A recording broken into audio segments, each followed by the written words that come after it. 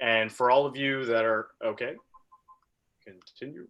For all of you that are running organizations, this is your way to see, are we headed in the right direction? From there, you are able to then look at your yardage markers as your key results. So I'm going to break down two quick, simple, and easy methods for you to be able to track your OKRs. And one is this idea of, you could obviously write them on the back of a napkin like I did, but really if you look over here, they're bullet points. So the piece of software that I'm going to show you is used by Evan Williams at Twitter, Stuart Butterfield over at Slack. And I'm just going to give you an overview. We've got 20 minutes. I'm just going to break it down quickly, provide the resources, and then show you. And then Patrick's going to break down the second one, which we'll walk through. So the first piece of software is called, it's called Workflowy. So as you can see, they're simple, easy. Oh, by the way, it's free because, hey, who doesn't like free software? So the cool part about Workflowy is it breaks things down into bullet points.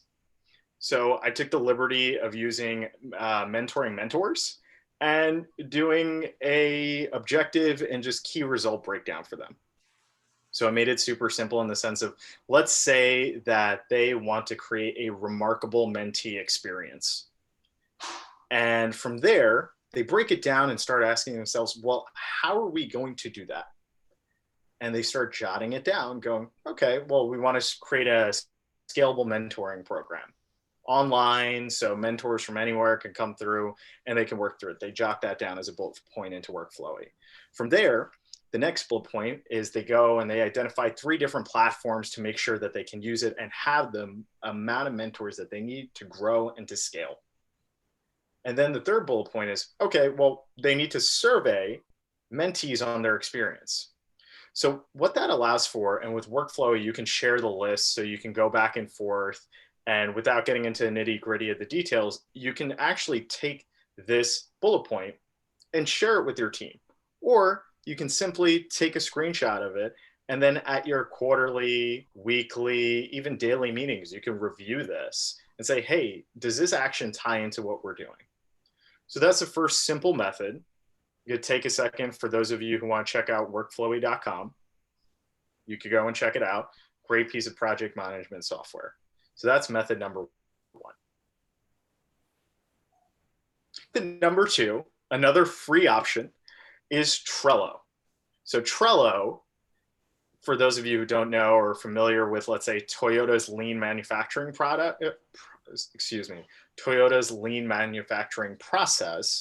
Trello is a simple way that you can see how things are moving from one step to another to another. And let's zoom in so I can break things down. And then I'm going to share with Patrick, or Patrick will be able to kind of step in and talk about his experience with Trello.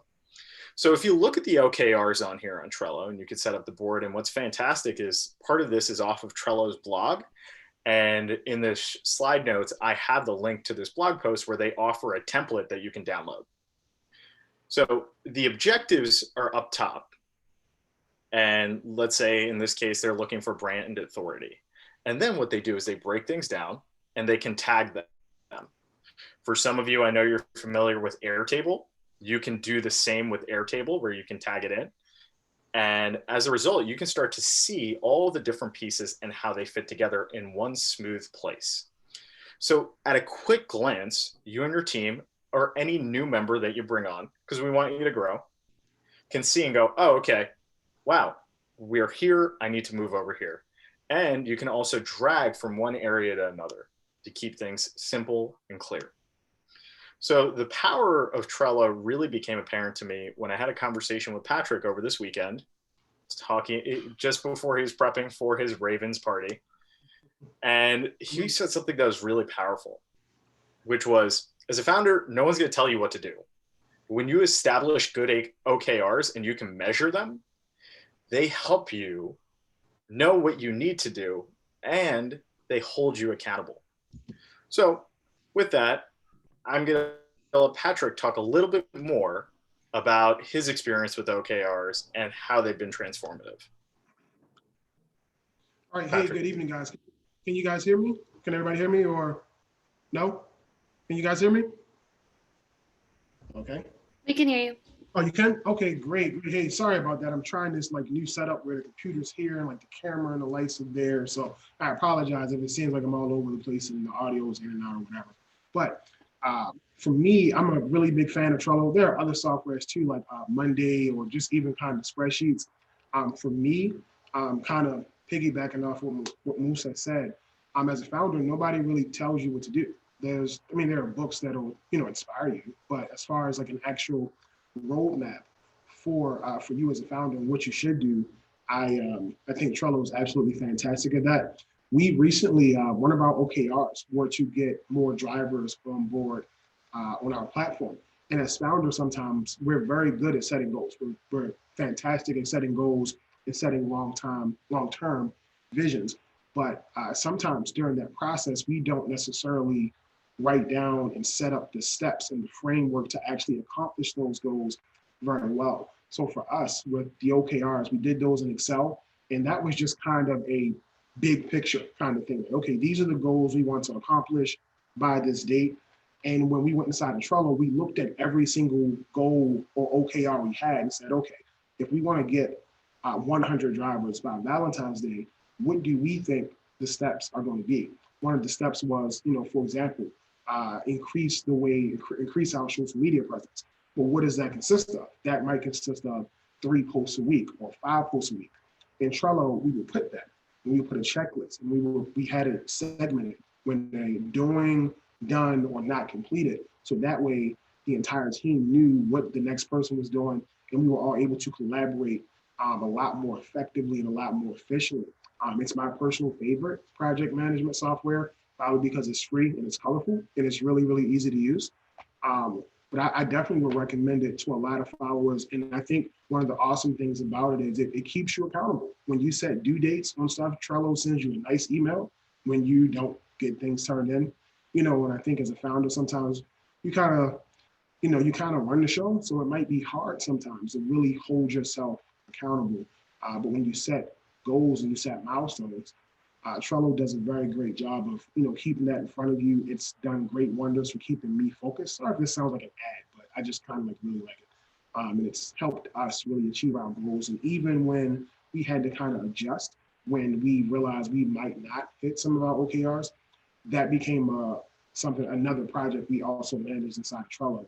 And I think now we're actually about 80% done in getting our goals. So it's been really cool. I probably can't really say enough good things about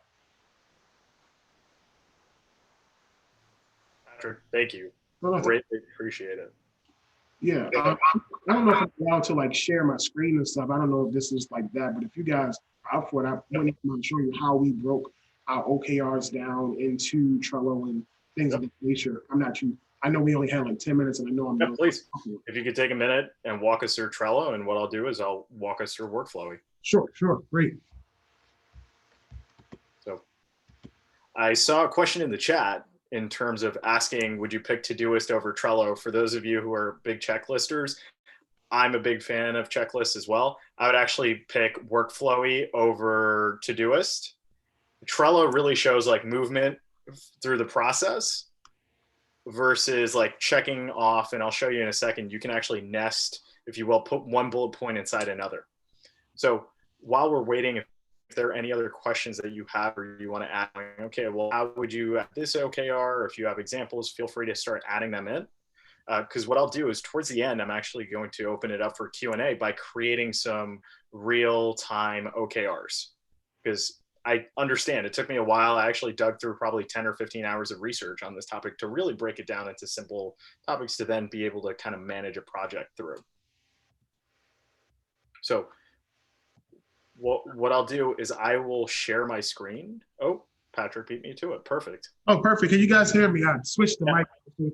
Okay, so this is our actual Trello board. I think the Zoom menu is on there though, so let me minimize this.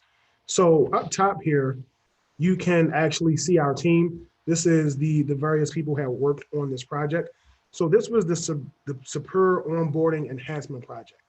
Our OKR was to, we wanted to add drivers and get followers, but it was a step system. We knew by a certain date we wanted to build the email list of 100 drivers, which we did, but we could not get those drivers on board. We didn't really understand why. We got the emails, but we just couldn't finish the process. So we realized that we had to enhance our onboarding process. It was a little bit too complicated. So we broke it down into multiple steps, some which involved getting an actual person to speak to them. We wanted to study other marketplace apps to see what they were doing as far as their funnels, integrating them on the platform. And this is the last step. We actually added this today. We purchased a text-based marketing system. We realized a lot of our demographic did not like emails a lot. We realized in setting up their profiles, it was hard to find photos. So we created an entire website where they can get photos. And this is just kind of how we did our particular project to achieve our OKR, where we knew it was going to take multiple steps to create a better onboarding process, enhancing the website, modifying the help center, creating video guides, even adding templates for them. At one point, all of this was over here. But during the process, we realized there were still other things that we still needed to do. And at times there were things added, like integrating them on the platform. Because the onboarding specialist reached out to them through Indeed and ZipRecruiter, we were able to streamline our process. And now we just have to integrate them with the platform because we have all the data we need. And as we go in on this, we have all of the names of the people. We're able to give a description here. I'm able to link it to the drive so the rest of my team can see. And there's a checklist as well where every name that we have to onboard is here. And when everybody does it, they can just check it out. Yeah. All of us get a notification, and we can even see here that one of the 29 is done. We know we got a due date to do this by the 22nd. So this is kind of how we've been doing it. We'll take each one of these OKRs, we understand is going to take multiple steps to kind of get to. So the 14 transactions, that means we'll probably have to do a lot more customer marketing to accomplish that.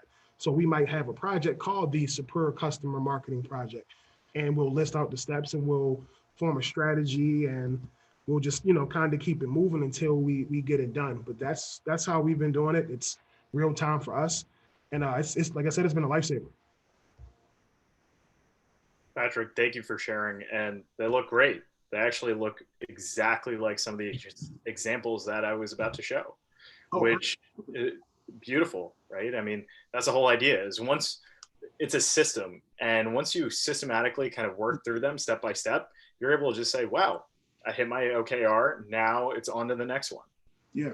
And I think too, learning just like the framework and being able to like manage a project, because once you understand the framework and the foundation, you can apply it to any of your OKRs. That same formula we use for every single one of them until we, until we get the goals. Love it. So let me walk through a few more examples and let me get right to it. So a couple of examples for you, just like Patrick, so you can start to see how they're broken down. OKRs are your progress bar. Yeah, it's a perfect way to put it. And so here's one for sales for those of you who are thinking about growing your sales. And you could see how you can measure them and break them down step by step. You can hit quarterly revenue. You start to add the units that you're looking for in terms of margin and growing it. So you can break these down into little steps to work towards them. As you do, you and your team can see the growth. For those of you that are building software and doing SaaS sales, same idea. You can kind of work through and go, okay, we need to increase our recurring revenues. We need to break down and say, okay, what are the monthly subscriptions versus one-time contracts, annual renewals, churn, so you can systematically work through them. Patrick covered Trello. I want to show you the basics of Workflowy before we open it up for Q&A. So let me stop sharing this presentation and let me go over to Workflowy so you can see. The superpower that I find Workflowy has that Trello has in a different way is this idea of being able to nest and put in bullets so you can both see the big picture and get down to granular detail if you need to. So with Workflowy, you're able to go in and let's say I had an objective on customer retention. What's nice is then I can really break it down and say, wow, I need to call 3 customers a day for the next 5 days that we have. Now I can actually put another bullet point inside and say, okay, customer 1, customer 2, and customer 3. What's fantastic is if I really want to zoom in, I could just focus in on that. Or I could close that out and say, okay, I know that's my key object or my key result for that objective. And I could go in here and I can add links and let's say email scripts, whatever I need. And it's in one nice tidy bin. So when I'm working on that idea, they're all of the tools that I need are there. For those of you who are foodies, French chefs call this mise en place, basically everything in one place. I really love the fact that you're able to do this with this tool as well, and you can share links with your teammates. So with that, that covers project management tools for your OKRs. We're going to open it up for a couple of questions, comments, concerns, cries of outrage, occasionally tears of joy.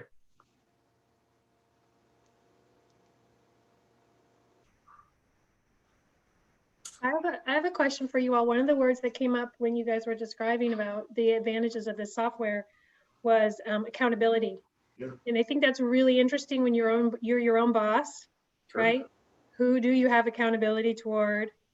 Sometimes you need software, right? To keep yourself honest, to keep yourself on task on your OKRs. That's a great, if you know, your co-founder can play that role. The software can play that role. Let me ask you guys, is there any other place we can get accountability even through this program? Sure. So mentoring and advising. Yes, your mentor. Ding, ding, ding, ding, ding. And Mustafa got the question right. Yeah, so I just want you all to remember that that's a great way to use and work with your mentor. Hopefully you're still meeting with them every week, getting an hour with them on the phone. And when you check in, right, every week, you're going to say, this is what got done. This is what I plan to do. This is what actually happened, which is not the same. You could even share your Trello, okay? Or share your workflow. You don't have to get that wonky with your mentor, but if accountability is where you need support, it's a great way to use your mentor. So that was just a little plug, a little reminder for you all. But what other challenges do you guys have with keeping your OKRs updated or keeping track? And what questions do you have for these gurus? I know that like they are so like Patrick is so organized, right? And I'm sure everybody's like, I am not that organized, okay?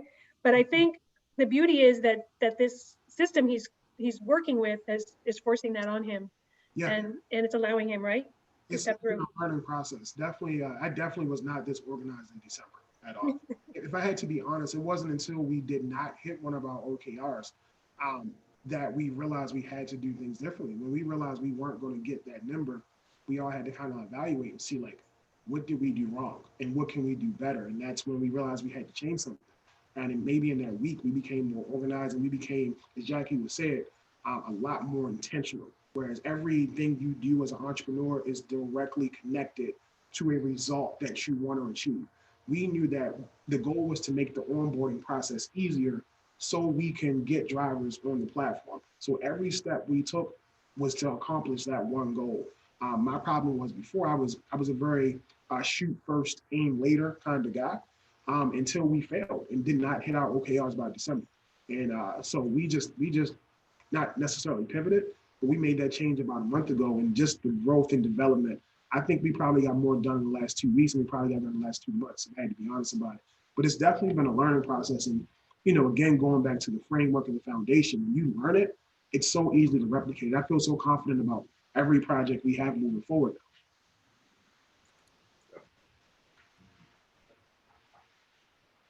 Question. Yeah, go for it.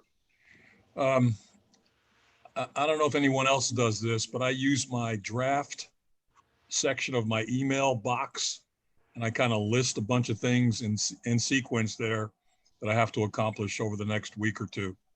And I got to keep moving it around to keep up to date on stuff. So in using Workflowy, is that something you can easily and quickly access during the day? I mean, off and on, go back in and back out of it without having any delays? Yeah, absolutely. I keep a screen open all the time for it. Okay. Makes it really easy. Hey, I had a question, and this is Emmaus. In regards to like the OKRs, I don't know if anybody experienced this or have like I guess an answer for this, but so my COO, he's very what's the word? I guess he's very like goal oriented, and introducing like the OKRs, you know, just overall as a company trying to stretch everybody.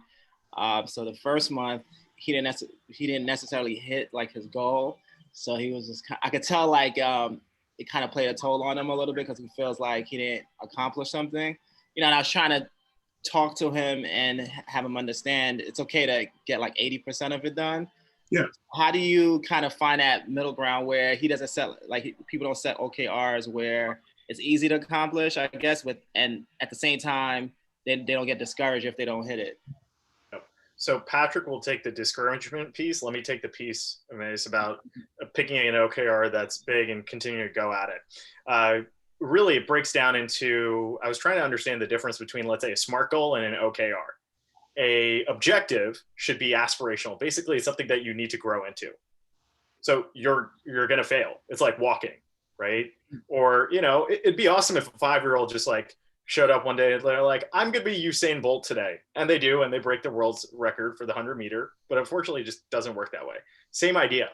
A great example of this was Google with their new operating system. Their first OKR was to reach 80 million users. They missed it by getting to 65 million. Then from there, the next year, they doubled it to say, okay, we want to go from 65 to 120 million. And they missed it again by getting to 80. And they go, okay, we're going to double it again. Mm-hmm. And so they doubled it. And finally, they exceeded it, where obviously Google's Google now.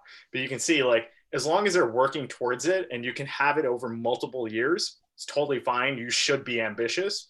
Whereas with SMART goals, they talk about being realistic. The objective should be ambitious and something you could grow into. And then Patrick, why don't you take this side of missing and growing from failure? Yeah, definitely. I think just the way I view the OKRs now, and when we had initially set them, we wanted to set goals that we felt we could accomplish, but we knew we would have to grow into people that would have to accomplish these because we had never done it before.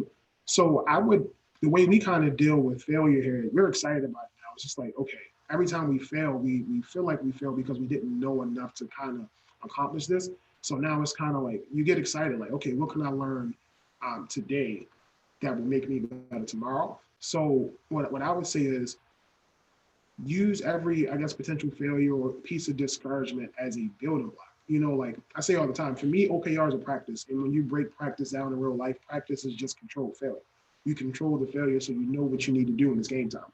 So that's how I personally dealt with it. And it's, you know, kept my head on straight and, you know, kind of kept positive energy going. So that's what's worked for me. Yeah. Gotcha. Sounds good. Appreciate it. Great question. I have a question.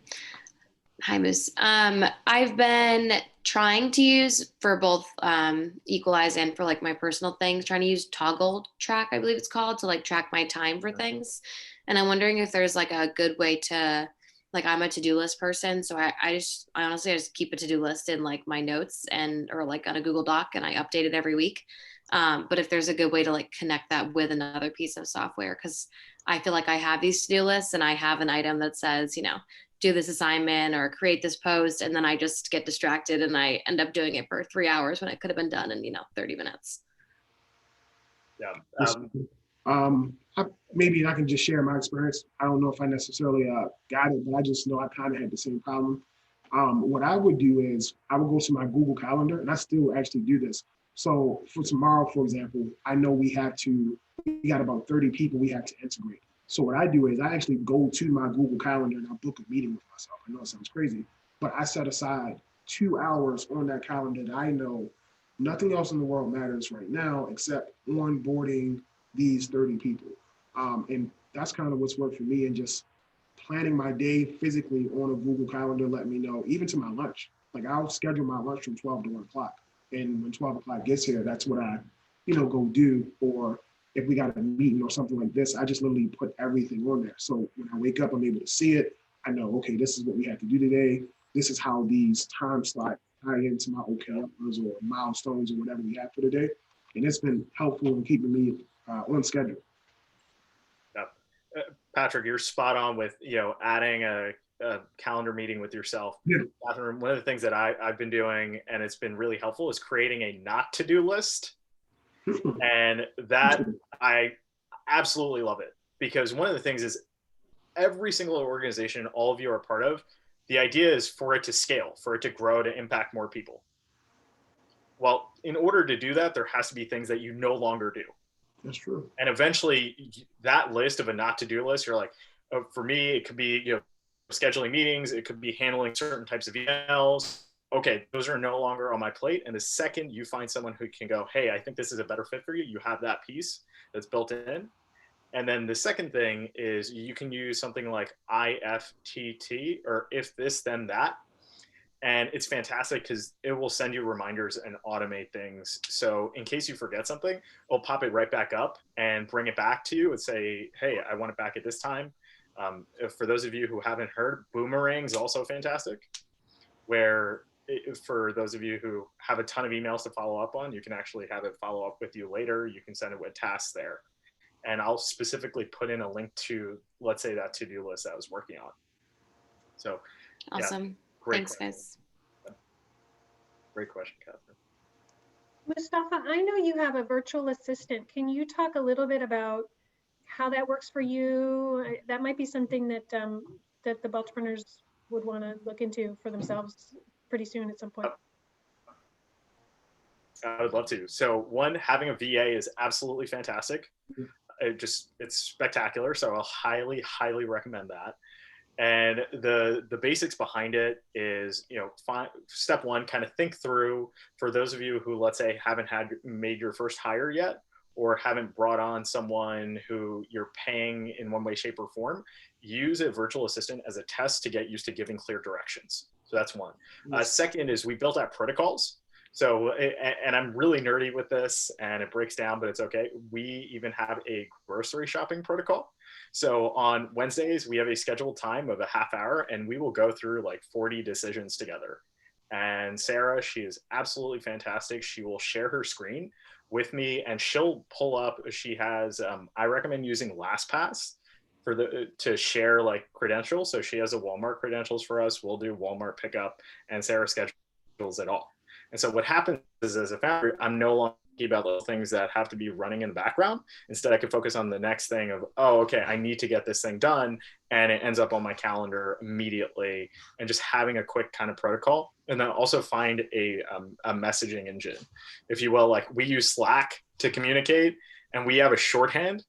Like if there's a meeting that I need to add to the calendar, the shorthand has become A2C, which is add to calendar. So at high volume, you're just making it a lot easier for yourself. And I recommend using Upwork.com to find that virtual assistant or someone that you know who's like, hey, I would love to do some of this work. And about how much does it cost, Mustafa? Do you mind sharing? So right now, Sarah is around 150 to 200 a month. And she's roughly doing anywhere between 10 to 20 hours worth of work. And so pretty solid. And she's outstanding. So it's, you know, I look at it as a really, really clear investment of, you know, what could you do with 10 more hours of your time? Yep, Upwork.com if you're looking for your virtual assistant. Yeah, you can use Fiverr as well too. Fiverr. Yeah. You're welcome. I've also had good experiences. Our virtual assistant actually did our onboarding process. Took her probably about 10 hours. Actually worked on it for about 2 weeks, I think, when it was all said and done. And it worked out really well. If I can offer one thing, when you start to not just the assistant, but bringing on, other people, hire them and bring them on board to do the things you're not good at. I think that's how you really, I knew for a fact, because I talk too much. So I knew I am not the person to call 100 people and ask them why they didn't join. So I found somebody who was good at it and enjoyed it. And it just kind of all worked out. So when you do, check Upwork or Fiverr or find somebody, when you do delegate, make sure you delegate them to do the things that you aren't good at or the things you don't necessarily want to do. Yep. Well said. Question. Yep. Go for it, Joe. Is anyone aware of really good people to write grants? I spent a lot of time on grant applications and going after funding, and a lot of it's sort of, filling out the same form over and over again and stuff like that. So it seems to me that if I had someone that I could dedicate to that, that would be a much more efficient way and less time consuming for me. Sure. Joe, it depends on the type of grant, but there are specific grant writers that actually you can find some on Upwork. You're at Loyola. The beautiful thing is there's a lot of grant writers at Loyola. Any academic institution has people who write grants on a consistent basis. Mm-hmm. Typically the Office of Research, if you walk over there, they have a database too. And they have someone who is working through those grants day in and day out. And the other piece, having gone through the grant writing process and seen it template everything. Like we did that for both grants and accelerators. You're going to end up writing them over and over again. Right. The goal is it's totally worth the investment to get a grant writer who's really good up front, who has a really good hit rate, and you can ask them, and or find a program evaluator for grants that does it. And I know a few that end up doing that. It was great learning what they're looking for and why they get grants year after year. Mm-hmm. So Office of Research, and feel free to reach out to researchers on campus who are like doing really well on grants. And you could just go to the university's PR page and they'll let you know, like, oh, someone just got a new $200,000 grant for doing research on an electron microscope. I need to go talk to this person who wrote your grant. I'm also a grant writer and I train grant writers. So if you need one, you can send me an email.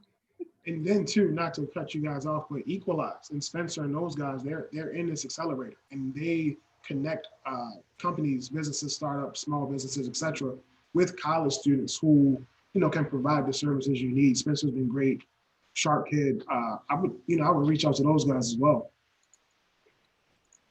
Okay. A lot of resources among the faces on this call. Lot of talent.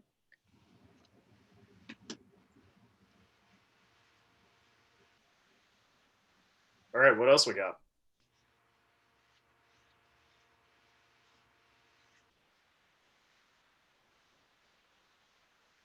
I'm really realizing that we should have really just dubbed this time management, Mustafa. I think that's what you're really kind of bringing to us. And I so much appreciate that because time is of the essence for everyone. Seriously. I love, Patrick, the dynamic nature of what you presented. How you said, oh, look, we just purchased this today, right? Yeah. So like you are learning, you thought that the OKR was going to go this way. You realized nobody liked getting emails, so you went to text. So that's what we have to do to get our stuff accomplished. And I think we're going to hear a little bit more about that kind of approach in the next talk about product development from the next team. But before we go to that, let's make sure, Patrick and Mustafa, I want to give you guys last words, and everybody else, Baltipreneurs, make sure you get your last questions in. Sure. Patrick, why don't you start and I'll finish. I'm thankful for the time. I know I'm not the best talker, but I just started public speaking classes. So appreciate you guys' patience. Yeah, thanks, man. Not hard to find if I can, provide any other value or just, let me know. Yep. Patrick, I really love that. I'm going to run with it in the sense of all of you here are here to accomplish something. And what I love is through that process, you're going to continue to improve, you're going to continue to grow, and you're going to continue to learn. Time is the only resource you don't get back. And so when we break it down today, the fact of the matter is your OKRs are mission critical for you to accomplish the thing that you are doing. Because it makes you ask good questions. It helps you bring other people on. And most importantly, you have your own scorecard or your goalposts to see, am I moving towards what I'm moving towards? And if not, sometimes it's okay that a new goalpost appears. But the whole process is at the end of this, like I said, objectives, you're growing into that person. Grow into someone who you want to grow into with the people who you want to grow into with. And that's why you end up bringing a team on objective they are. So thank you for your time. I know it's late. Well done. I'm excited to stay around and see the rest of their presentations. Thank you so much, Mustafa. It's great having you here. Great. Round of applause for Mustafa and Patrick. I think everybody really enjoyed that. Super practical and really pretty inspiring. So thanks, you guys. Thank you. Okay, so next up, Joe, I think you are first on this talk about product development, but some of our product folks, namely ATP Maryland Inc. with Joe James and Dan and Kelsey from Algineer, are going to tell us about what they learned around product development. You all have products already out there, products or services out there. But I think some conversation about how we keep those on track and how we make sure to keep them responsive to customer demand is going to be exciting. So get your questions ready and we'll hand it off to them. I think Dan's going to put the slides up. Yep. Go ahead. Great. Thank you. We're going to share the screen.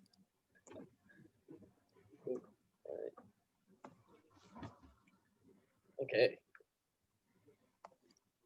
So we are going to be talking about the idea of taking something from an idea to prototyping to testing to actually launching it, whether it is a product or a service, and how you can go about incorporating that into your company in order to meet your OKR. And so Joe will be first. I'm going to talk to you about products that we have worked on and tried to make.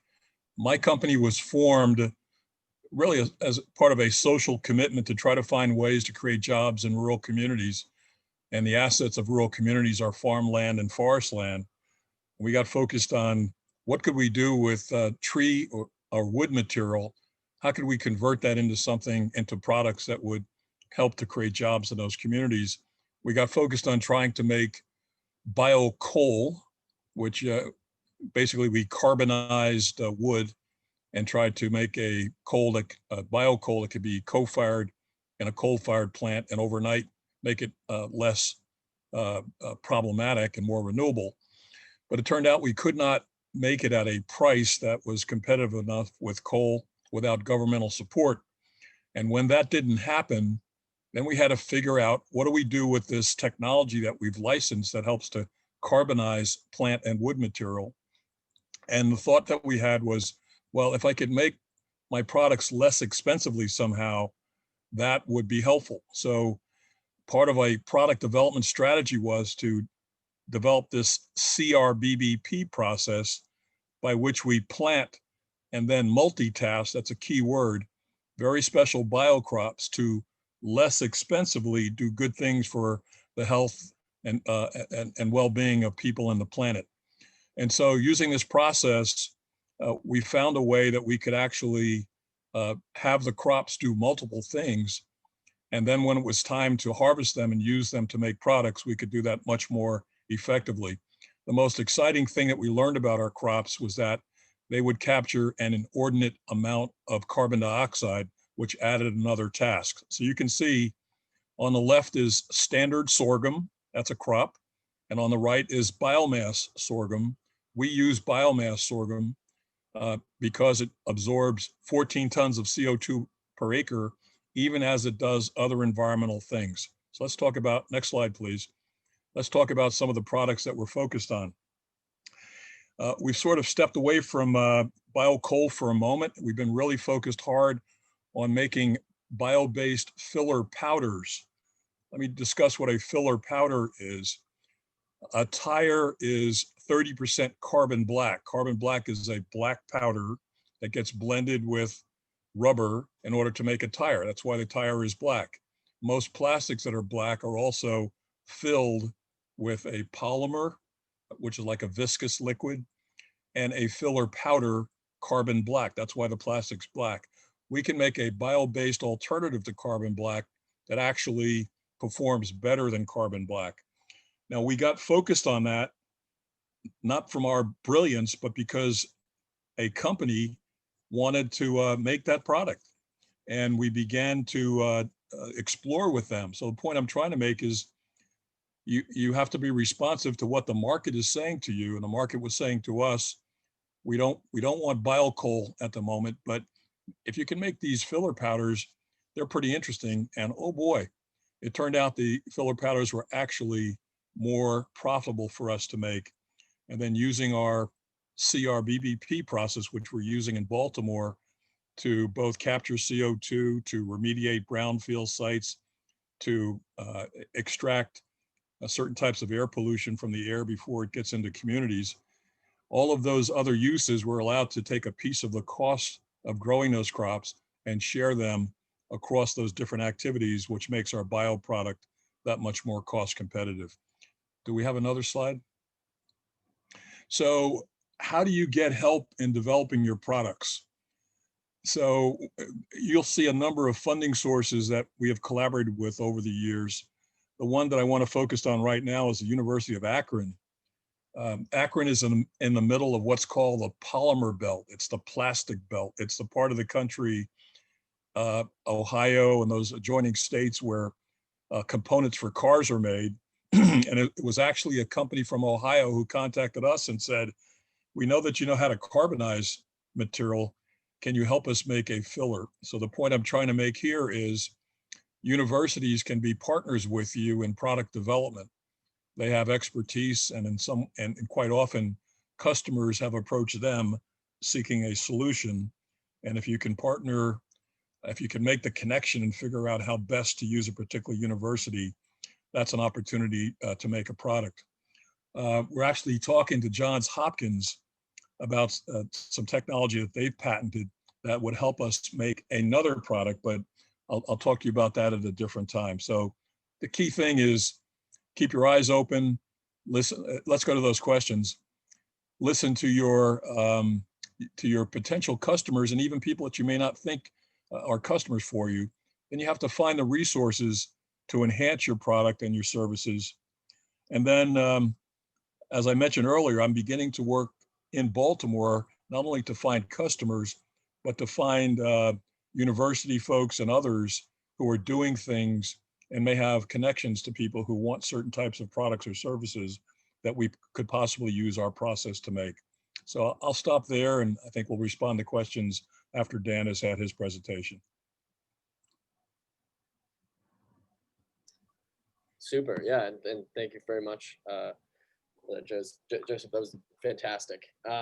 In our segment, we're going to talk a little bit about iterative product development, and how the image that we showed you in the beginning is a complete lie. It's not a linear process where you ideate and then you prototype and then you test and then you launch your product and everything's perfect, right? It's not. It doesn't happen like that. It's in fact non-linear, and not only is it non-linear, right? It's more of a cycle where you'll launch your product, you'll go through the 3 steps, launch your product, and then at that point, you'll have more ideas because you'll have customer feedback. But not only is it not linear, but it's transitive. You can go from any of these points, from having an idea to prototyping, and then immediately back to having another brilliant idea that's going to fundamentally transform how your product changes. And we've gone through dozens to hundreds of iterations of that when we're making the Arium over the course of like 2 years. And not only is it not only linear and it's not only transitive, but it is it doesn't have to go in order. You can in fact, going from the testing stage, have another idea completely. So it's non-linear, it's transitive, and you can go and jump around from the cycle in any way. It's a little bit akin to the scientific method being a non-linear process as well. So you can jump from any of the 4 stages, which is an oversimplified model, frankly, but you can jump from any of the 4 stages at any time to any of the other 3 stages. In real-time iteration, and speaking from our experience with the Arium units that we shipped last week, just last Friday, they're not the same unit that we were launching in 2019, right? They're completely different, and they've gotten better because we've received customer feedback, and we've built on that knowledge, like that giant data pool that we have. So the product that the customer buys today on 1/20, right? It's not going to be what they receive. It's in fact going to be a better product fundamentally. We just got boards in the mail today, so the circuit board is going to be improved. So every problem that we get, we're iterating in real time to make it a better product. And that's because we're always jumping around that circle. And that's by the power of the group data from the customer feedback that we receive. And sure, I don't want to just talk about the area. It's not just a physical product.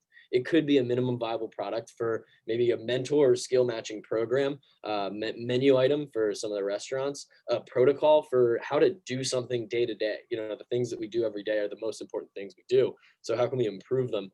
It's not just a physical product. These can be applied to anything.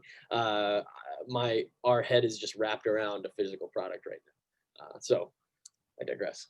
So when it comes to developing either a product or a service or something new that you want to add to your business, you're always going to have deadlines involved. And those deadlines could be external from people you're partnering with. They can come from your customers, or they can be internal. And sometimes you have to develop internal timelines in order to get things done.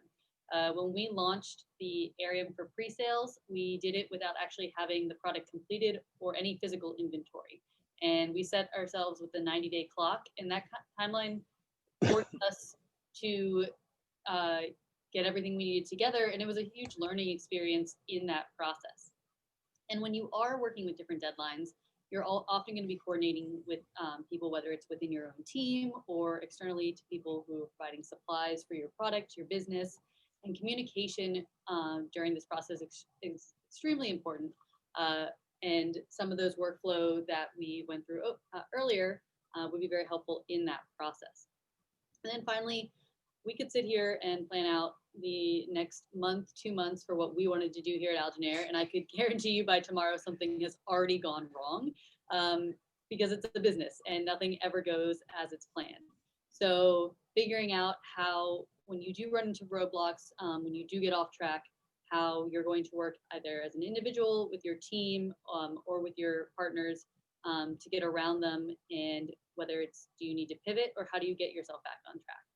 And we found one thing is when you're manufacturing a product, consistency is key. And so developing standard operating procedures with our manufacturer based on our customer feedback and just the quality control that we've seen have helped to get us back on track in many different occasions.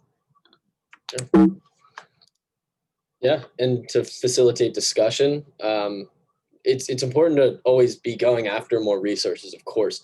But my personal philosophy is that I try to make something out of nothing, right? How do you maximize the resources that you already have?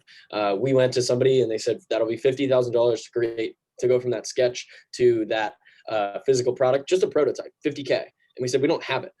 So we had a couple thousand and we made a working prototype. So it's all about, if you think you need $115,000, do it for 15. You can do it. Do something, right? Answer a question. And to that, what questions can you answer with $150, right? Take zeros off of that and just keep chopping down. What answers can you get for that? And really just make something out of nothing.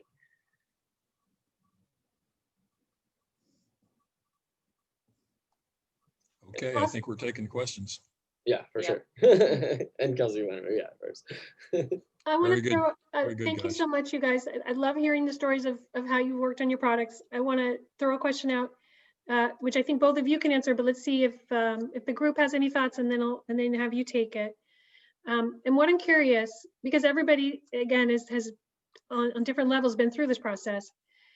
How do you all separate yourself from your original idea when it turns out that it's time to change? Like, I'm thinking about Joe. Joe was like, we're going to do wood, right? And at some point, Joe had to be like, actually, wood doesn't work. We're going to do sorghum, okay? And Dan and Kelsey, they started out with the prototype that they were so proud of, right? They'd never done it before. They came up with something. They had their original prototype, and then they realized, actually, we need to make some changes. So do folks can you tell some stories, your own experience of having to make that shift? What did you have to do to get there? What did it take for you to make that, to be able to iterate and to be able to let go of maybe your original idea? You want us to speak? Well, Joe, I know you have something to say about it. So, Okay. But if we can, let's see if anybody else does as well. And Okay. then we'll hand it to you, because I'd love to hear from you as well. Well, I can speak to that. With our business, when we first started, it was definitely predicated on using the artificial intelligence, but also just still doing standard inspections.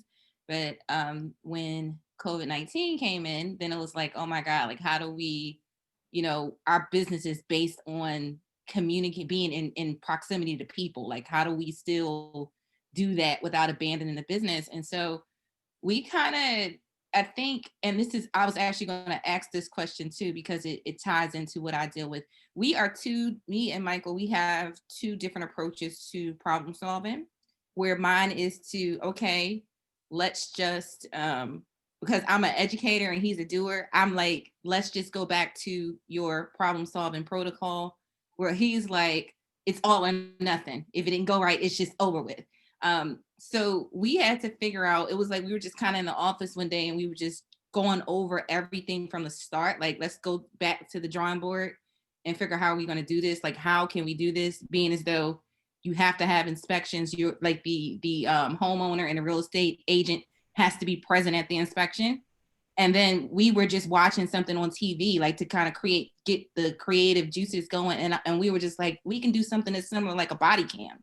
And so technically, if they do live stream, they're there viewing the inspection, but the inspector is the only person in the home. He just has like a body cam on. So I think it was taking a step back from the initial idea, giving yourself time to kind of grieve the momentum that you had with that idea and understand that that's normal. And then, but to stay focused on, you didn't put all this time. I mean, I always say, like, if you can't bring yourself emotions out of it, create a bullet point list of all the reasons why.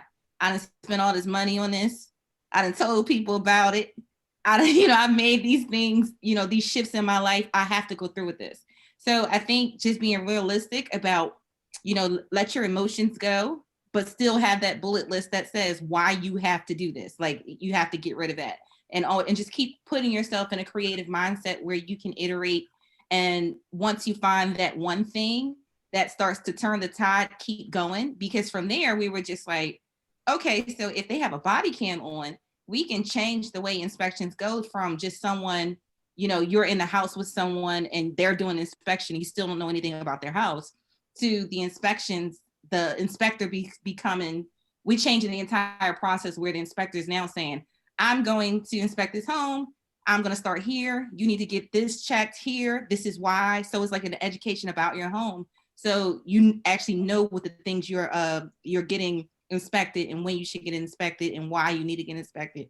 So we just kept building on top of that. So I would just say, like, just try to, like I said, give yourself time to grieve that initial thought and stay in that creative mindset once you do that, and allow yourself the freedom to keep building and backtracking, because that's what iteration is. And I think that the idea, when you have the idea from the start that you're just going to get it right the first time, you're just putting a lot of unnecessary pressure on yourself that you don't need to have. So I think it kind of just normalizes the mindset instead of looking at, that's why I don't like the word fail, because it's just a part of the process. Fail to me is when you just don't get back up.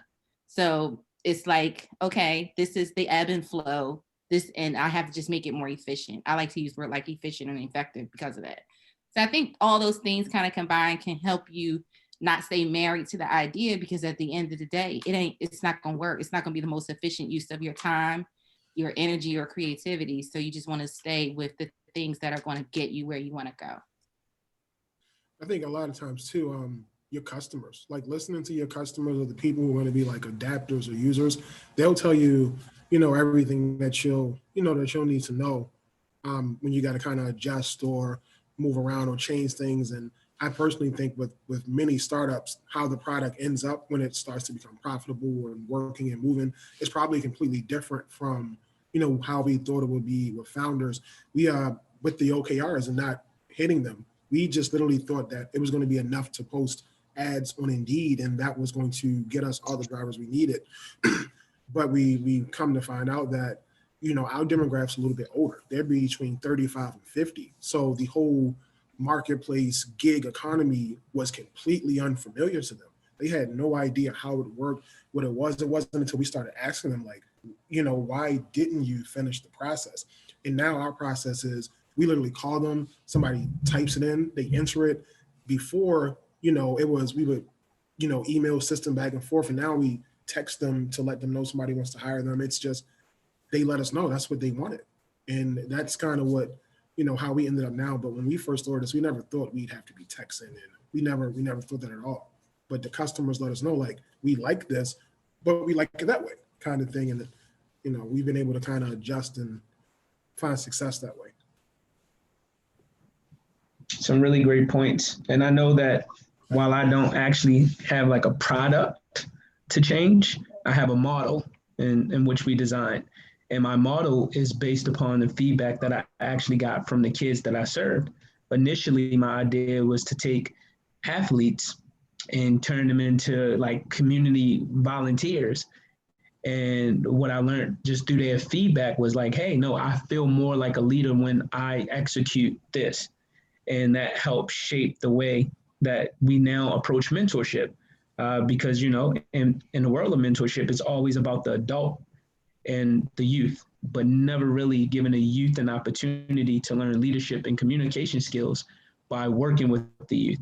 And so what you guys are saying is absolutely right. Like, just really, really being in tune with your product or your model and understanding that there's many variations that can lead to success and growth. So that was dope feedback.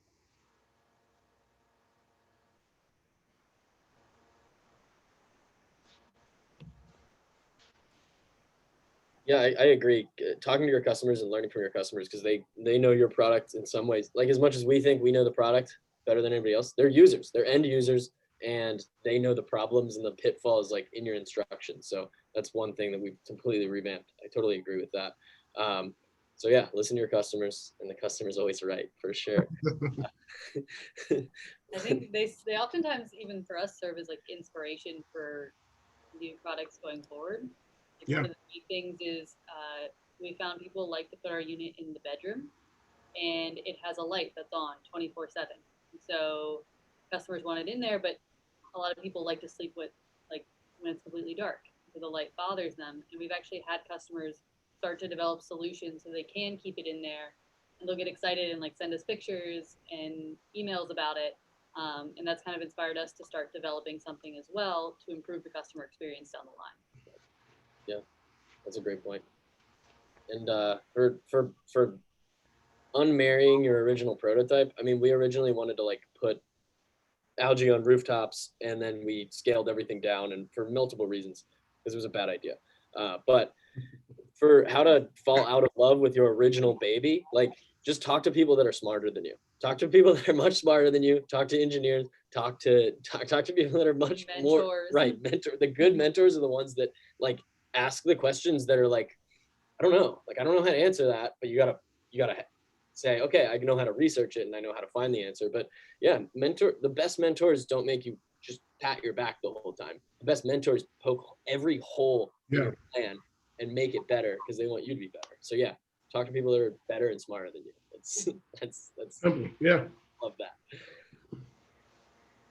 The other thing that I would add is if you can somehow get yourself connected to as many people as possible, as many different markets as possible, so that you can get feedback. I mean, we had never thought about making the filler powder until somebody called us because they knew that we had a process that, like I said earlier, could carbonize plant and wood material. So somehow, as best you can, just getting the word around as to what the various types of capabilities that you have will bring customers to you and actually bring ideas to you that you may not have thought about before. Anybody else want to get something in? This has been a really great discussion. So last call before we move on. I was just going to say on the topic of customer feedback and stuff, we're kind of in a unique situation because we're getting feedback from both sides of our marketplace. So like while we have, users and providers, both are technically customers because you need both of them, to be able to, and Patrick, I'm sure you kind of experience this because we have very similar models. So I think for us, trying to discern, like trying to pay attention to both at the same time, but trying to figure out, what are the most pressing things on each side, or do one side's needs kind of outweigh the others in a sense, so trying to kind of discern through that and try to get everything. So I don't know, Patrick, if you've experienced any of that before. I know you have a double-sided marketplace as well. So Yeah, we're literally going through it now, like as we speak. So the problem we had was I was trying to, when we launched the software and everything, I was trying to get drivers and customers at the same time. Because I have a marketing background, it was easier for me to get customers, just people who want to use the drivers. And they got to the platform and it wasn't any drivers there. And what we discovered, and just asking them, like, for the one or two drivers we had, why aren't you guys working together? And it was just kind of like, you guys are a marketplace. You're a market with no items in it. So it wasn't like if you build it, they'll come thing. So what we've adapted, and again, going to those OKRs, that we weren't even going to try to sales pitch anybody until we had 100 drivers, because hearing from the people who actually have to spend money, they let us know, like, when we get here, we want to see hundreds of options. People like options. That's why they love Amazon and eBay. It's just about the countless opportunities they have to get what they want. Price point, time. So we've just been focused on presenting so many options. We do start to market to customers. They like what they see. So it's been cool for us. Like, they told us that straight down face, like, there's not enough drivers. So it was cool.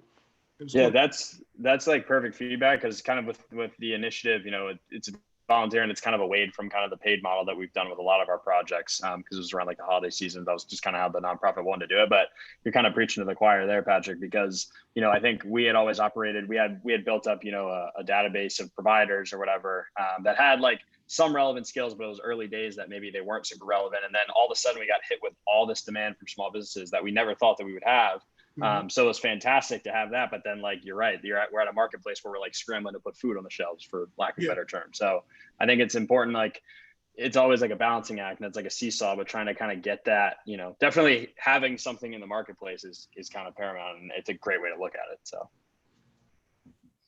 Spence, quickly piggybacking on that for a second, having kind of built something similar through Transition U and creating a double-sided marketplace, one of the things I wouldn't have expected is if you can find a controlled environment where you could work with both, the growth is really rapid on both sides, and you build a community. So for example, we were working early on with honors programs.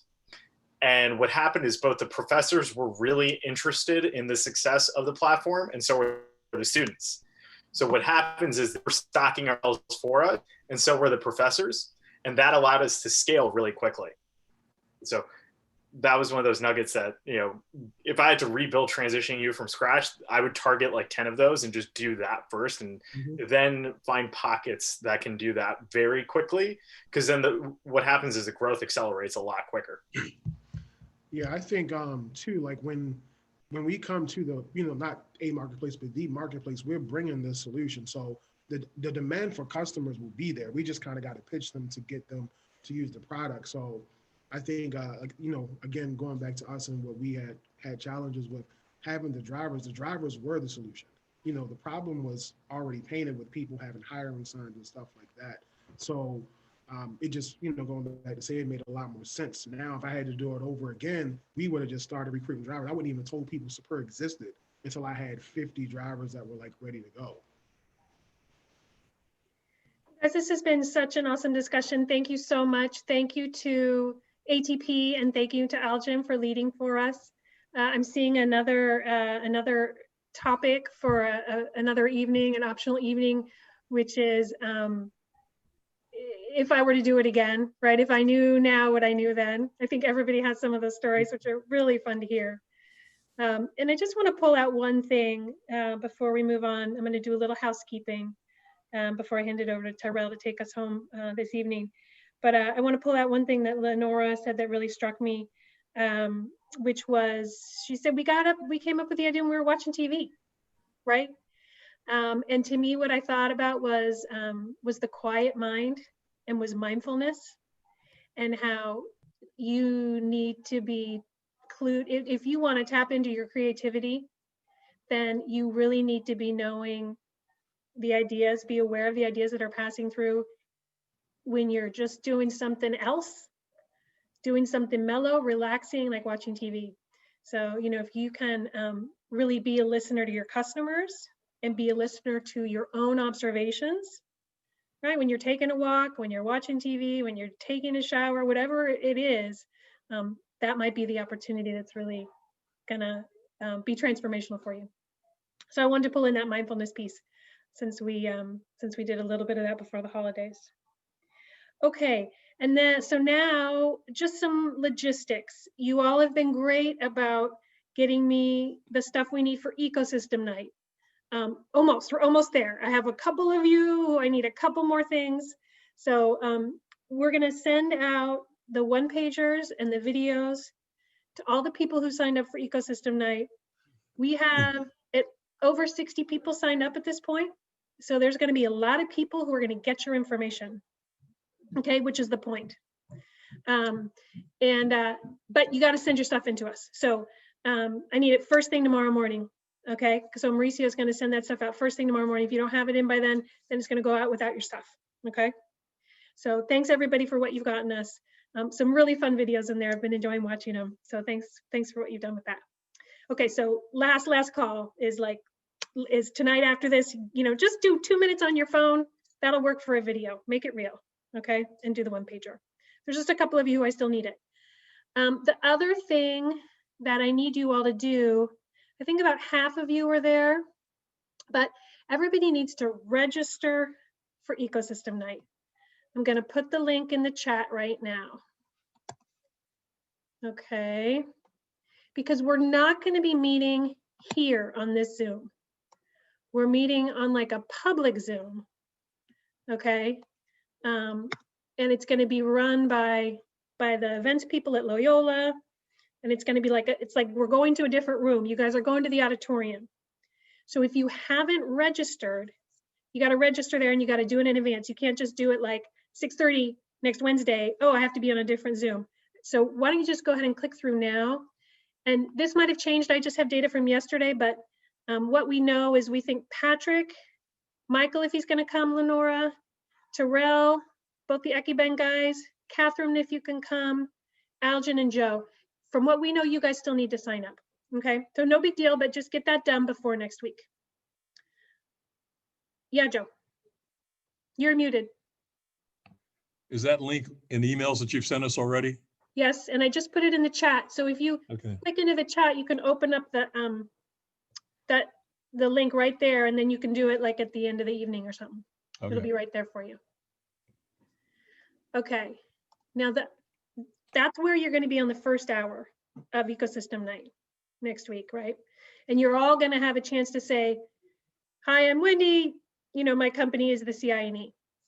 And then we're going to do the talk.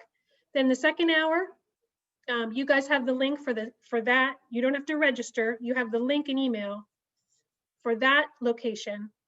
And you need to make sure that your Zoom is ready to go to breakouts. So I want you guys to practice really quick here. All right, can you join a breakout room? Go down to the bottom of your screen, go to breakout rooms. We're not going to go into it, but do you have the option to join? Take a look. Some nodding, some no. Okay. If you still don't have it, we checked this last week, you might remember. I'm going to put in the chat. What you need to do is update your Zoom. All right, you need the most recent version of Zoom in order to have that ability to join. So if you go to that link, you can just update. You should be able to update your version of Zoom. All right. Any questions about what's going on next week? It's gonna be fun. Do you guys know anything about Live Chair Health? Andrew Suggs? Did anybody read up about him or you heard of him? Wendy, I had a quick question about like the second half. So is it kind of going to be similar to, a couple weeks back when we were practicing our pitches where you're going to get into a room with, a certain person, you give them, your minute pitch or whatever that may be, and then you answer some questions, or how's the structure look like in the breakout rooms? Yeah, it'll be more conversation. So I should send you guys a list so you know who's coming. I will do that. But there's list of partners. It'll just be a place where they, in some ways, they'll be pitching you. They'll be saying, you know, Conscious Ventures, for example, is one of them. And Joe, I think you're in, or you have been in Conscious Ventures. So the folks from Conscious are going to tell you what it's like. You know, they're going to try to convince you to come apply. They're going to say, we want to invest in you. So it's just a conversation. Think of it like you're tabling, you know, like we go up to a table, but they will have watched your pitch. They will have read your info, and they will be evaluating you. Okay. So as you're coming in and you're asking them questions, they're going to be, what kind of questions do they ask? How savvy are they? How well do they present themselves? Because they're going to be voting on you guys for that $5,000 grant. So you're not pitching them, you're just kind of getting to know them. And they're going to say, here's the person who I think, here's the company who I think is going to have the best use of these funds, this $5,000 funds. I also want you guys to know the $5,000, it's not just a grant where they just give you the money. You have to spend it first and get reimbursed. And you have to spend it on like services, consulting. So again, this isn't our money. We wouldn't have put those kind of requirements on the money. We're getting it from somebody else, so we got to work with their requirements.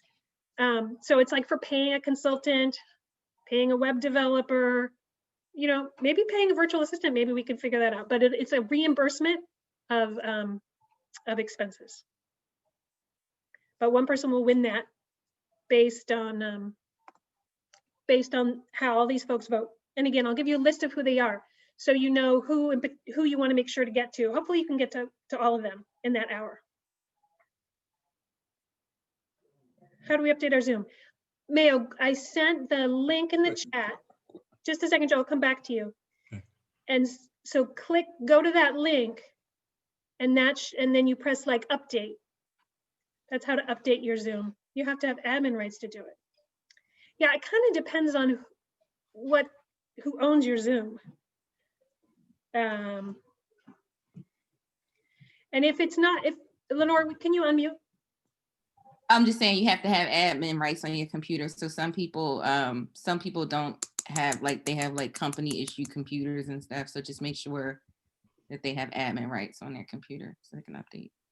Yeah, or talk to your admin and make sure that, that they're getting the updates. Yeah. Yeah. Joe, what else do you have? So we're not going to use a pitch deck or anything like that, or we're not going to share our screens or anything. No, because we're providing all that in advance. That's why we provide it in advance. Right, but I want to make sure. So we're going to meet these folks by going to rooms. So right now on my screen, I see room 1. Is that how that's going to be presented? Yeah. Okay, so you're going to somehow direct us from room to room? Well, yes, ideally, your Zoom is going to be updated so that you can join the room you want to join. You know, in the past, I've assigned you guys to rooms and you had to sign up and tell me. So this new capability, you'll pick the room you want to go to, Joe.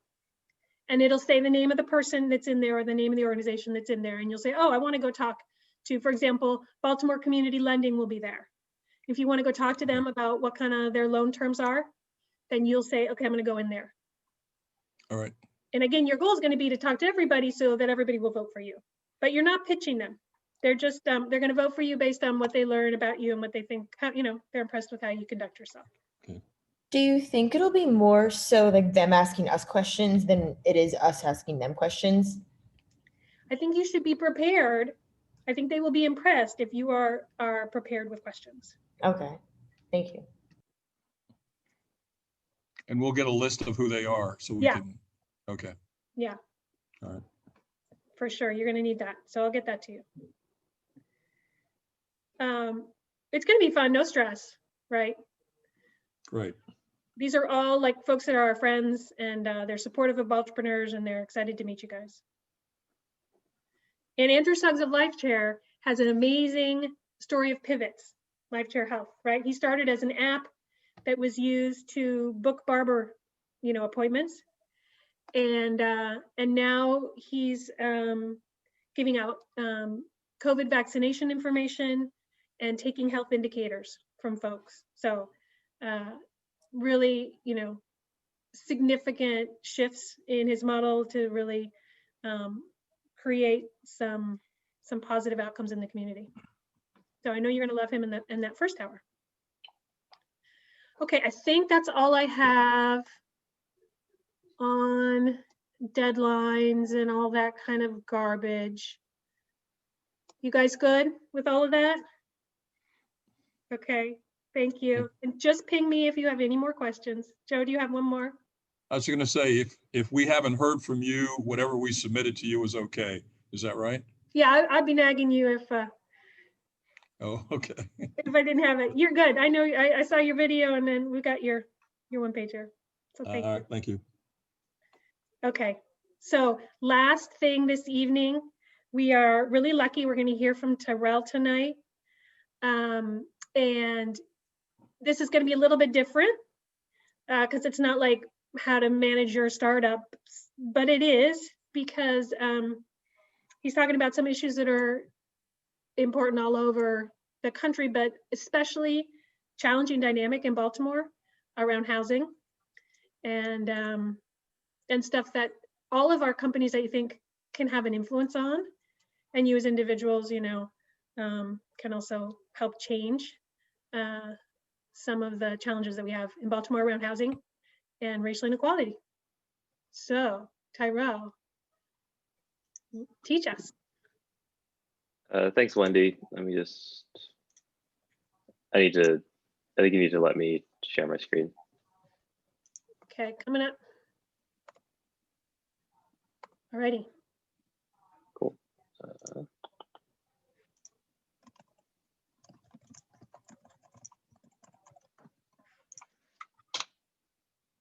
Okay, does everyone see it, the agenda? Cool. Yeah, so Project Own is a little unique in that sort of racial justice is central to what we do, right? It's like explicitly part of our mission. But kind of to Wendy's point, I think particularly as entrepreneurs, given the ubiquity of racial injustice, right, there's a role that each of us can play in combating it. And so, you know, sort of the first part of the presentation is to talk a little bit about the racial homeownership gap, why it's particularly important here in Baltimore, and sort of as an organization, how did Project Own come up with its solution? And then we'll transition into a case study about a topic that I think is more broadly applicable to any entrepreneur, which is the issue of underemployment and employment racial disparities. And then lastly, just like leave some time for everyone to reflect and think about, you know, in my specific industry and as I grow my specific business, like what can I do to be a part of the solution? So really quickly, the bigger challenge that we're trying to solve with Project Own is that homeownership is really the primary vehicle of wealth creation in America, and it's an opportunity that's just been systemically sort of withheld from Black Americans. And so, you know, here's a graph that shows that, but then here's also just the numbers, right? Like the majority of white household wealth for the median household is in the form of home equity. And you can see just like being deprived of that opportunity, sort of what that does to the median Black wealth. And so, you know, why is this particularly important here in Baltimore? The first reason is that rent is really expensive here. In general, rent has risen 32% since the year 2000. That's compared to 10% rise in income adjusted for inflation, right? So like housing has just become really unaffordable, and Baltimore is sort of subject to that as well. The second reason, and this particular list of communities, there are like a lot of really complicated factors that go into this, but for a lot of communities in Baltimore, homeownership would actually be considerably cheaper than renting. I'll just point out like Southwest Baltimore is a great example. I mean, you see the gaps there ranging from like 22 to 32%. So, you know, we have an opportunity there. And then lastly, and which is really at the heart of what we're trying to do here, is it's a way of building wealth, right? So this graph makes some assumptions about 3% appreciation and so forth, right? But even if you hold your home for 30 years and it appreciates minimally, at least you accumulate wealth through like the principal payoff, right? As opposed to being a lifetime renter. And so, when we looked at that problem here in Baltimore and said, why aren't Black households able to purchase homes at equal rates here in the city? We kind of honed in on the homeownership counseling space and thought, what is it about this resource that isn't making it effective for Black families? And there were really three components. So the first was home buying education, and particularly the accessibility of that resource. So like a lot of Black households just weren't organically walking into those sessions and utilizing that tool. And so we needed to think of a way to make it more accessible, which is why we landed on the consumer facing app and leveraging technology, right? Because it just makes things, like everyone has a smartphone these days, it just makes things way more accessible. The second was credit, right? There aren't really, the traditional homeownership counseling industry doesn't help people rehabilitate their credit. The median credit score for a home buyer in Q2 of 2020 was 784. And for context, only about 20% of Black households have a credit score over 700, and nearly a third of Black households don't have a credit score. And so given that, right, like any solution to encourage Black homeownership really needs to address credit. And then the last was savings. We just needed to create a resource that helped people be more diligent and make it easier for them to save in order to purchase a home. So that's a little bit about sort of our process and how we, dissected the racialized elements of home buying here in Baltimore. Before I jump into sort of the next portion of the presentation, just pause for questions or feedback.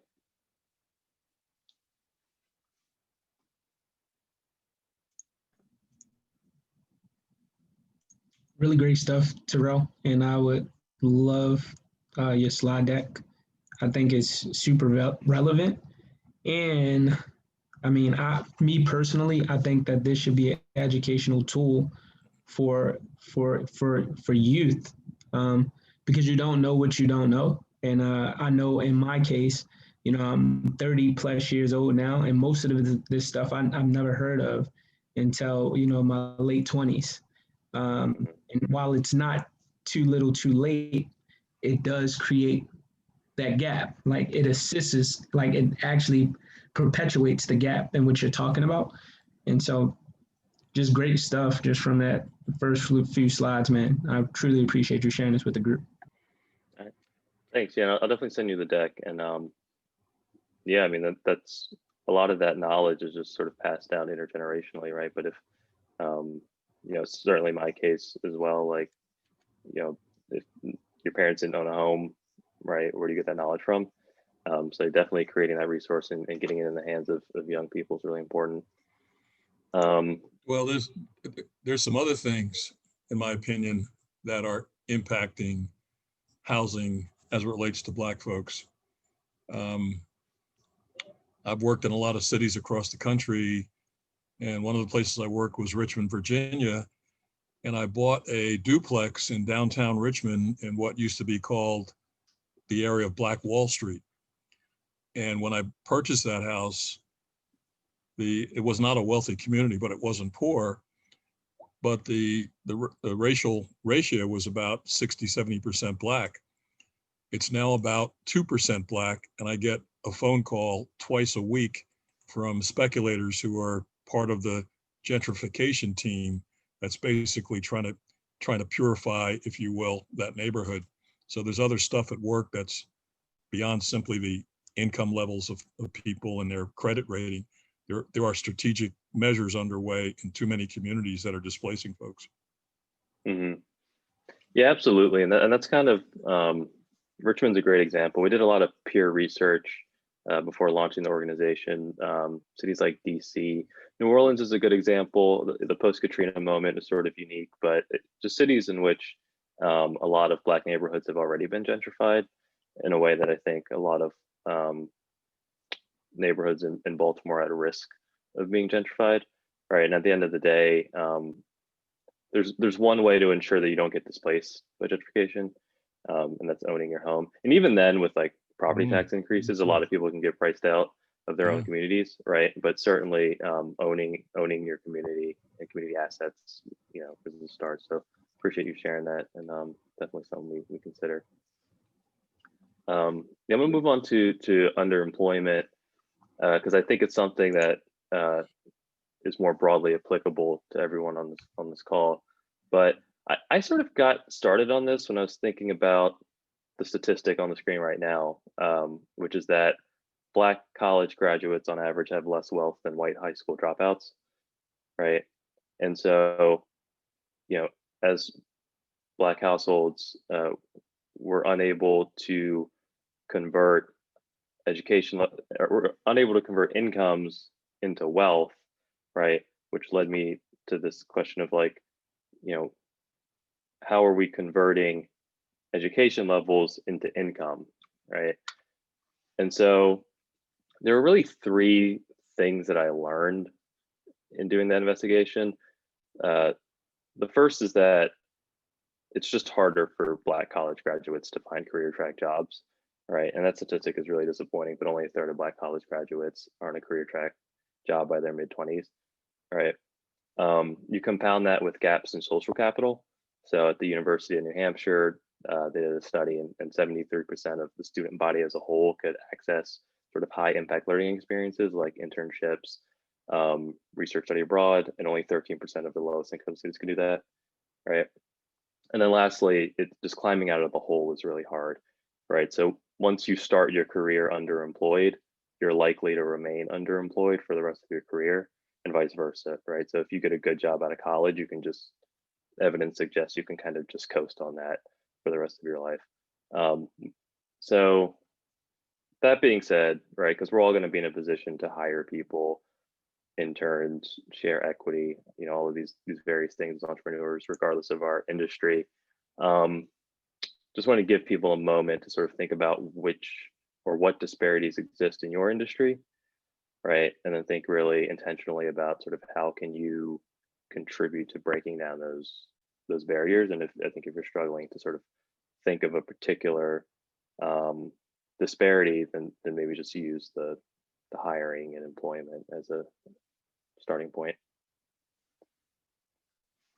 Yeah, that information is very interesting, especially when it comes to education. I know, for instance, in the food industry, when it comes to women chefs, they're super under rated in the industry. Like, you know, most head chefs at restaurants are held by a male, and oftentimes they're white. So women are underrepresented, Black women chefs are underrepresented. It's it's a very, before I got into this industry, I had no idea what type of challenge I was going to be up with.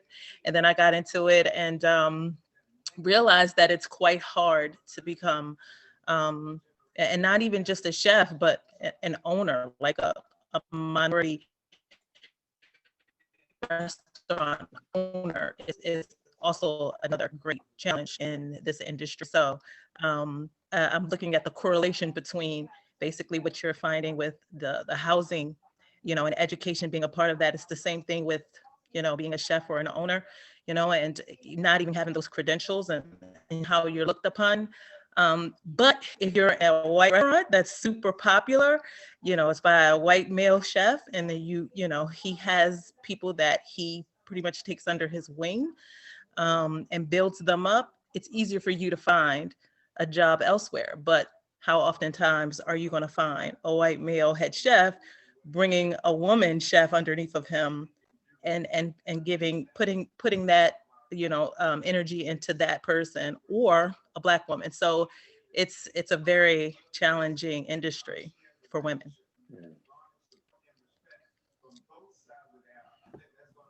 Well, Terrell, honestly, what I think your presentation is exposing is just, you know, just cross-sectional.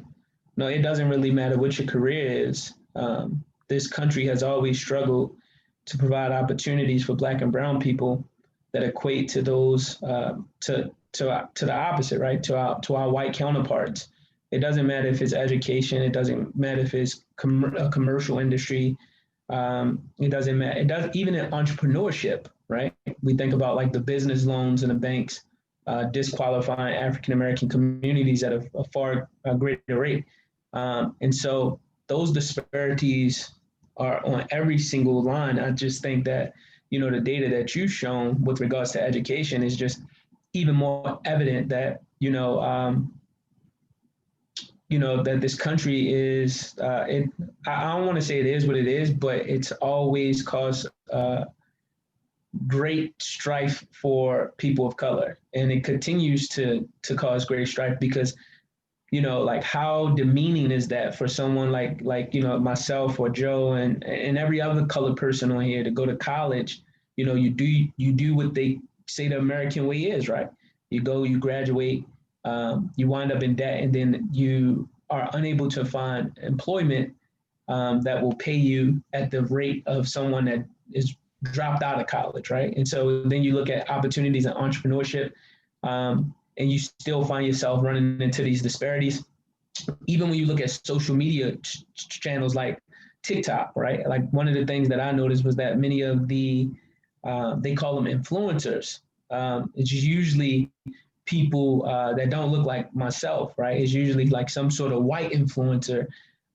Even if I've seen the same exact thing being done from African American, it's usually being shown at a higher rate from YouTube to Facebook to even LinkedIn. I noticed that many of the reposts or the reshares. And I notice these things all the time. And so I just think that, no matter what field we're in, there's always going to be in there because there's always have been, greater disparities for people of color. And so. Yeah. And I mean, to your point, I don't sort of say this in jest, but quite literally, like everything is racist, right? Like you can't escape it. Like I was, listening to Michael Lewis's podcast, and even like the NBA had to send their referees to sensitivity training because they did a statistical analysis of the calls in games and found that there was a racial bias against Black players, right? Like on an NBA court, I mean, if there was one place in America you think you might be able to escape systemic racism, right? You would think it would be that, but even there they couldn't. Right, so right. I mean, it really is an opportunity for every sort of person on this call, and I think particularly around the hiring, right? Like the notion of credentials is very racialized, right? So if you're just looking at resumes and thinking like, oh, this person did X, Y, and Z internship and went to so and so college, right? To like really think deliberately about like how nearly impossible it is for a Black person to have similar credentials to their white counterparts at any given stage in life, just given where we have to start from. So definitely appreciate you bringing that up. Just Tyrell, if I could make another comment. As an entrepreneur, I need live workspace in Baltimore, and so I could get hotel rooms and stuff like that. But it's ironic that you're on the agenda tonight because I was talking to the Smaltimore's house person today and trying to figure out how I can, in a sense, make an investment in a community in Baltimore, which would allow me to live in the city, but also have the option of doing work in other places, which I have to do, but also contribute to sort of creating a community so that when I'm finished with the house that the small house I might buy, it's in place for someone else to come in and to live there. So, and I say that in the context that this housing disparity, this housing segregation is a very well planned activity. It's not happening simply in the marketplace.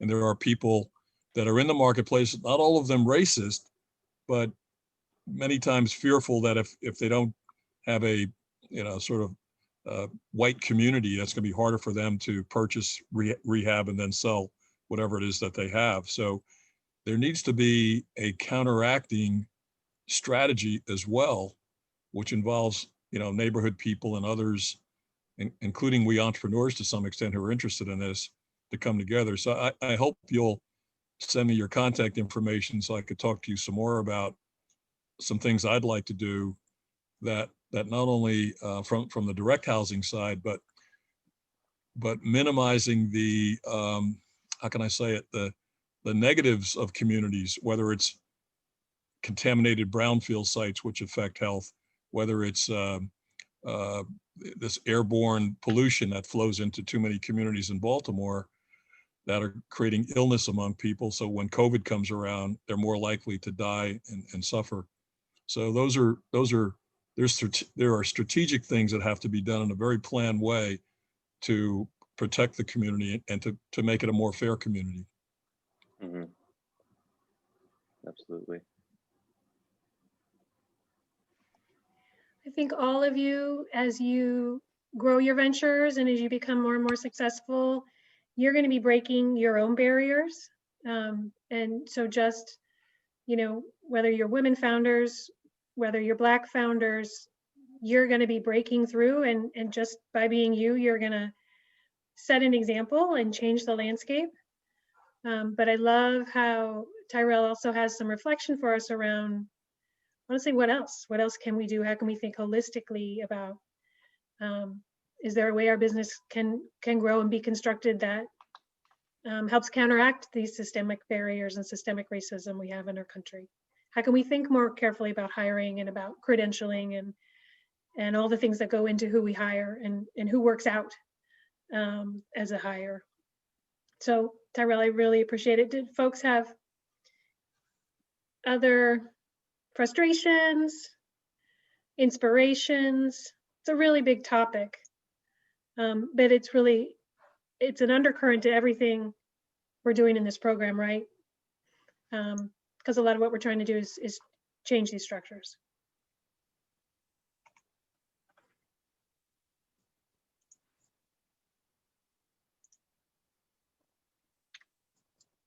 All right, well, Tyrell, do you have final words for us? No, I just appreciate, it's always an interesting conversation. So I appreciate people just being open and sharing their thoughts, and just encourage everyone to reflect, because it's not really a matter of, if you as an entrepreneur can make a difference, it's just a matter of how. So really push yourself to figure that out. Super. Thank you. I also want to say that Tyrell and I got a chance to talk on the phone or on the Zoom today. We hadn't chatted before, I don't think, and we were just talking about his presentation today. It was also an opportunity for me to say, hey, here's some people I know who might be helpful to you.